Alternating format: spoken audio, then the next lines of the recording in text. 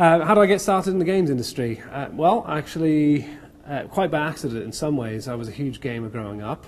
I played games probably since I was 7 years old with my Acorn Electron that I convinced my dad to buy me for educational purposes, quote unquote, and then play games on it. So I played games my whole life, but I didn't actually know how they were made.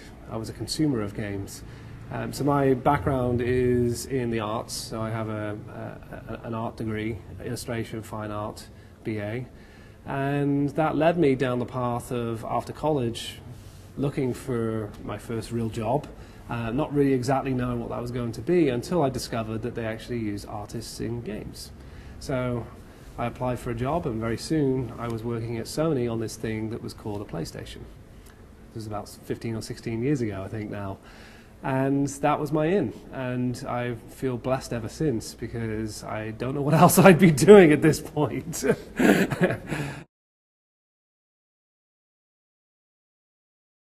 One that blew my mind was actually when the PlayStation came out, and I remember playing Wipeout for the first time, which is the original Wipeout, on the PlayStation, and a friend of mine had a copy. I didn't have a PlayStation. I was still at university, finishing my last year at that point.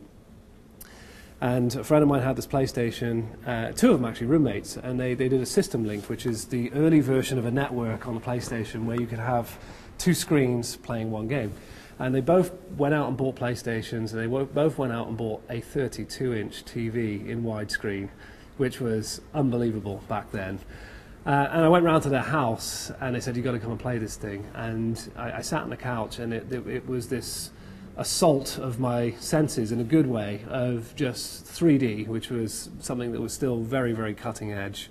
That even though I played games forever, this was just a revelation. Movies, I mean, there's just too many to even list because I love movies like anybody else, and I've watched so many.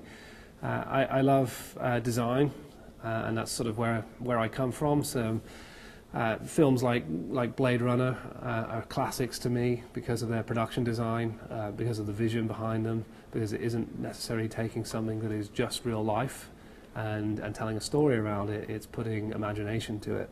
So that fusion of some degree of imagination and making it feel credible and grounded is something that I've always felt is fascinating in films.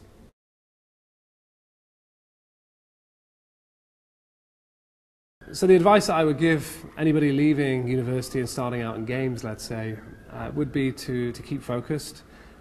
It's very easy to be absorbed in lots of different areas of making games, whether that's design or artwork or programming or script writing, game design, as I said. So any one of those things takes expertise.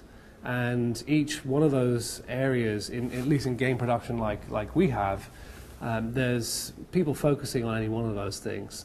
So for the kind of games we make, which is maybe different to other games like an iOS game where it might be wear lots of hats. So the advice for a big budget game is become an expert at something and really become better than other people in one area, because it requires it, for one, because the demands on these games are large, but also there's a lot of people that are making the games already, a lot of people that want to make games, and you have to stand out in some way.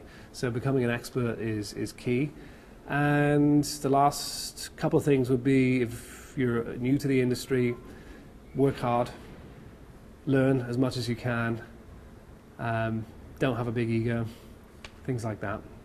Remember, you're making games for a living. You know, I've personally been lucky enough to be successful just by doing those things. Keep your head down, work hard, make the best game you can, and hope for the best afterwards.